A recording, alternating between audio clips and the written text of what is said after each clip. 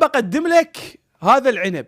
شوف عبارة عن عنب عادي، صح لو لا؟ راح تقول لي شنو الغريب بالموضوع؟ الغريب بالموضوع هذا العنب بطعم شعر البنات.